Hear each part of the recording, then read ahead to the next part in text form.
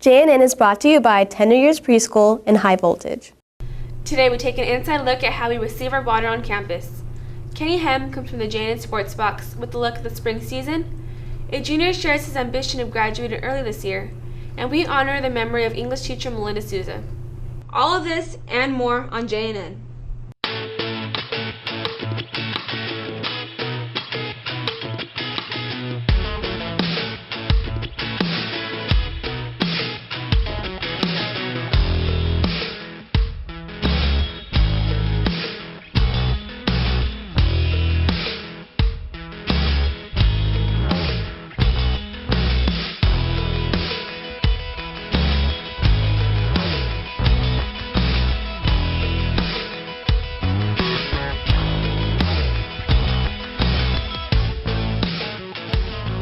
Good morning, Jags. I'm Tommy Tran. And I'm Anaisa Medina.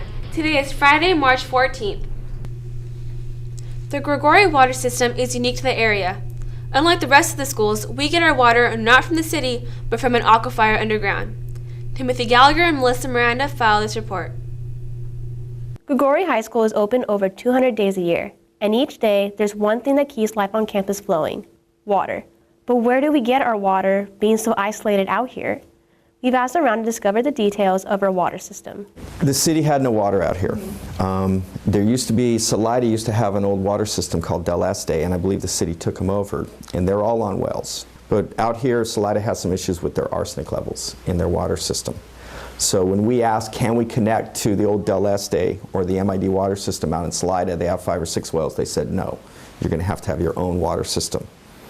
And they wouldn't allow us to tap into the MID water, the city Modesto water. Where yours water comes out of the ground, both for landscaping or non-potable, and then also potable water, which is what you guys drink or what you drink out here. So how does our water get from the well to our taps? First, a pump takes the water out of the ground. It is then run through a sand filter to remove any unwanted particulates.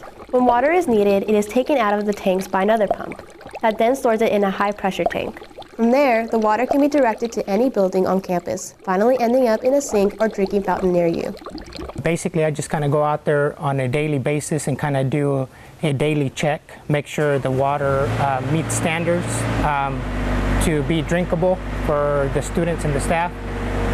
And then also on Thursdays, we have a water quality services that comes out and checks and makes sure everything as far as the chemicals reading to their standards. My daily checks when I get here is I go through a check sheet and review the notes in there from the previous day, and if there was a problem I would address it accordingly. I'd call Fernando, he's the main guy in charge here, and then just walk around, you know, and go through my daily checks, check the well, check the booster pumps, check the pressure tank, check the chlorine residual by my handheld meter I showed you guys earlier. And then I go out to all the buildings, and at each building there is a sample tap, and I will take a chlorine residual there at each building and make sure the chlorine residual is in between a 0.50 and a 2. Well, if there's like a major problem or something, we haven't had that happen yet, but I mean, if it comes to that, it could come to the point that like we might have to even shut the school down and all the students will have to go home. But like I said, I mean, normally water quality is always on top of it. I mean, we've already been open 4 years, and knock on wood, but so far we've been good. This has been Melissa Miranda and Tim Gallagher reporting for JNN. If you have a talent you would like to showcase, your opportunity is just around the corner at Gregori's annual talent show, Gregori's Got Talent. If you would like to audition, applications are now available in the SBO. Positions are also available for Gregori's Got Talent MCs. Leadership is looking for 2 hosts who can pump up the crowd at the talent show. Mrs. Maravilla and N206 will have applications during lunch and tryout schedules. The 30th Annual Hispanic Education Conference will be at MJC next Saturday, March 22nd. The event is in the Performing and Media Arts Center from 8 a.m. to 2 p.m. Food and transportation will be provided. See Mr. Vasquez in room C206 by next Wednesday for more information. And now, here's Kenny Hem reporting from the JNN Sports Box. What's up, Gregori High? I'm Kenny Hem, coming from the JNN Sports Box. This week, we'll be previewing some of our spring sports. Up first, we have girls softball. our Lady Jags faced off in the series tournament at Rainbow Fields last Thursday through Saturday. On Thursday, the Lady Jags started the tournament against Weston Ranch and won, dominating with a score of 14-5. Next, they faced Central Catholic and blew out the Raiders with the final score of 23-0.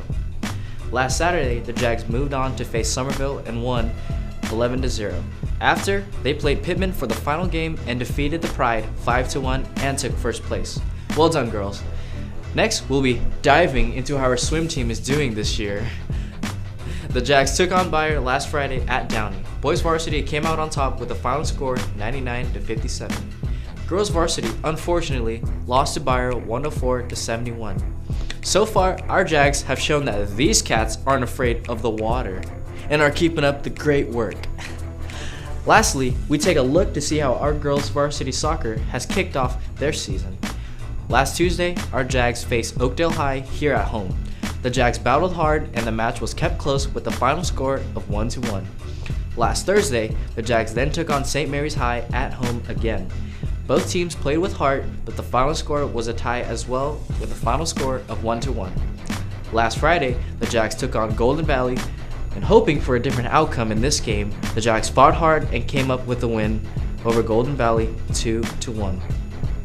The girls then faced Bayer Tuesday at Gregori and played with intensity to start off league and entered into a stalemate with a final score of 1-1. The Jags also played Davis last night, so I'm unable to report that score. Check out JagNewsNet to find out the outcome. This Wednesday, track and field dusted Bayer in the meet. All levels including frosh, sophomore, and varsity won. Girls varsity still remains undefeated for the past 4 years. Well, that's it for the Sports Box this week. I'm Kenny Hem, signing off. The Wrestling Awards Banquet will be held next Wednesday, March 19th. See Coach Cantwell for more details. Senior caps and gowns should have already been ordered, but in case you haven't, there is still time.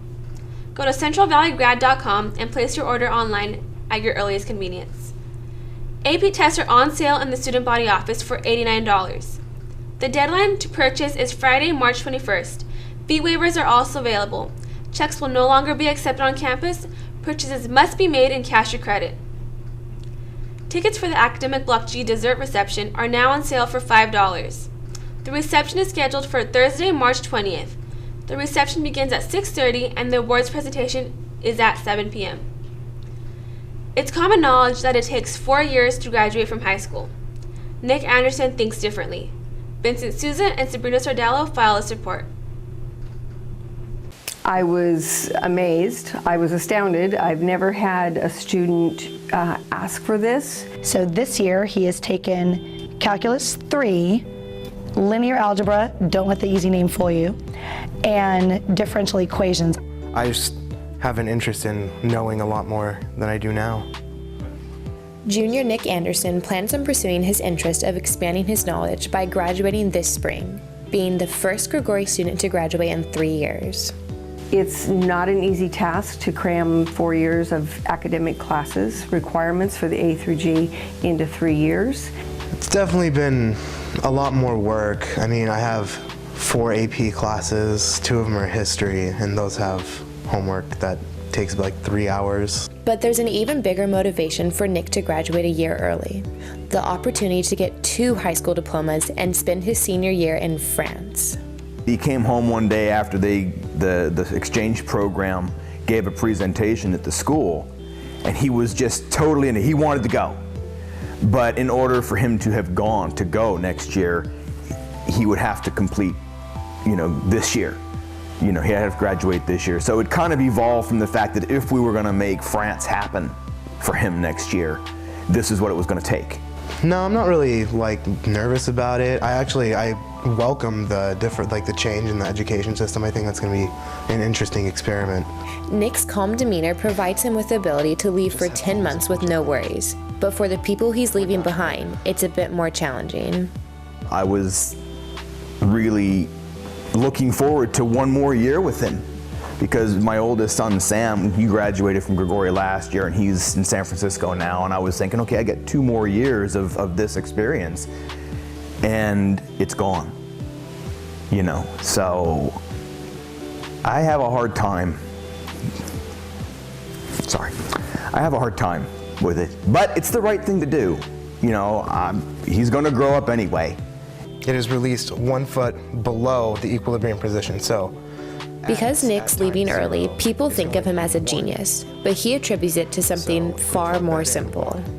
I work very hard at being good at math. This has been Sabrina Sodello and Vincent Souza reporting for JNN. JNN is hosting an informational meeting at lunch today. If you are interested in joining next year's broadcast crew, come by room C112 at the beginning of lunch for a 10-minute presentation. Applications for next year's staff will be available at that time. Our goal is to continue building a strong crew, so come by if you would like to take part. Club Rush Day is coming March 28th. Clubs will have booths set up along the plaza during lunch. Mark your calendars for this year's prom at the Gallo, Saturday, May 3rd. Prom fair is at lunch, April 4th. At this moment, the JNN staff would like to honor former English teacher, Miss Melinda Souza. Not only did her students adore her, but they all respected her. And she was always that one teacher that put all her students before herself. Her class was full of life. She never just taught you English either, like she taught you so much more. Like you always knew that she was the one that you could talk to. I mean, she was able to appeal to students in a way that most teachers can't. I thought she was like the weirdest person in the beginning of the school year. She would say basically anything she wanted to say. I remember she was just fearless. She had one of those rare and perceptible smiles that you might come across 4 or 5 times in life. Just a beautiful person. She made my life a lot different. I don't know what I would have done without her. When Gregori High School opened, I think we were a perfect combination of teachers and students. That's what's really driven us up to this point. And Miss Souza was a big part of that. She believed in what she did. She believed in the power of education. She had a lot of fun, I know. I've heard about her antics in class and some of her stories that she told. But I really believe it was the rigor, the level that she taught at in her classroom. And I saw this for the first time actually at Johansen High School when I visited her one day. She was very disappointed that some of her students hadn't completed their homework. So she actually physically separated out the students that did their homework from the students that didn't do their homework. And she taught to the kids that were doing their homework that day. And while that's not an approved teaching practice, I think it emphasized to all the kids in that class the importance of homework and the importance of following the directions in that class. Melinda was a great teacher. She was a great friend to many of us and just a great soul, and we're all going to miss her quite a bit. My best moment with her is when our first period class had decided like months in advance that we should all leave her classroom and make her wonder where we went when she came back, when she left like the room. And one day we were watching movies and she left and we all ran outside to Mr. Souza's class, and some people went in, but I remember stopping dead in my tracks because I saw her and she was talking to Mr. Souza. It was definitely a fail, but you know, she was funny to us and pranked us, and we pranked her too, even though it failed. So I love her, and from the Dead Poets Society, she reminds me of the teacher, and so she's our captain. Oh, captain, my captain. Miss Souza, I remember on the first day of school, she was just, I didn't know what to think of her. She gave me this bizarre nickname. She called me him too, and it was just because she was like eavesdropping on a conversation, and it just really didn't make sense. But I thought she was like the weirdest person in the beginning of the school year, and I remember as the year kept going on, she really became more of a friend. You really could just make easy conversation with her. She was a really like easygoing person. She was so funny. I remember it really felt like she cared about us. I remember we were prepping for the AP test, and all of a sudden she pulls out all these goodie bags, and they like had pencils and like they had candy and stuff like that. But it was like a goodie bag for like the AP test. And she's like, "Oh yeah, don't worry about the AP test. You guys are gonna be okay. Like everything's gonna be all right." It really felt like she cared about us. During the middle of the year, like when things would just get stressful, like we'd all be really tired and everyone would just be out of it, and she'd be like, "All right, everyone out." And we would just literally walk around the school for a good 10 minutes. And it was kind of like going into her class. I really was never worried about anything. She was very easygoing. I really appreciated her, and she was so friendly. And She just made the funniest jokes. I remember her Chinese proverbs, and all her they were kind of dirty jokes, but she really just didn't care. And I don't know, I just really appreciated her, and I'm really going to miss her. Last year, my junior year, I walk into my English class, and Miss Souza is my teacher, and she's taking roll, and she's getting down to my name, and she looks at the paper, and she's like, "Oh, class, my son is here. My son, where are you?" And I'm like, I knew she was talking about me because of our last names being the same, and I was just like, here. And then ever since that day, I don't remember her calling me by my name. I just remember her calling me my son or son. And I just got comfortable with it, and I just started calling her mom, and I would just play around with a whole bunch of students saying that she actually was my mom, and people would believe me. And whenever I'd go to the bathroom in her class, she would say, "Don't forget to wipe, honey." And it was just the funniest thing. And she wouldn't be afraid to make fun of students, and people would make fun of her for things. And there'd be just quiet days in our class where we'd be taking a test or working on something, and she'd do something random like standing on her head for a good 5 minutes. And we wouldn't know what to say, so we just stay quiet, and some people would be laughing still, and she would call Caesar Buddha and say, "Rub the Buddha belly for good luck." And then she would have these funny Chinese prophecies, and I don't know, they're just funny. And then she would just take us for walks around the school, and she was just a fun teacher. Yeah, that was my mom. Sometimes bad things happen to good people, you know? It's sad.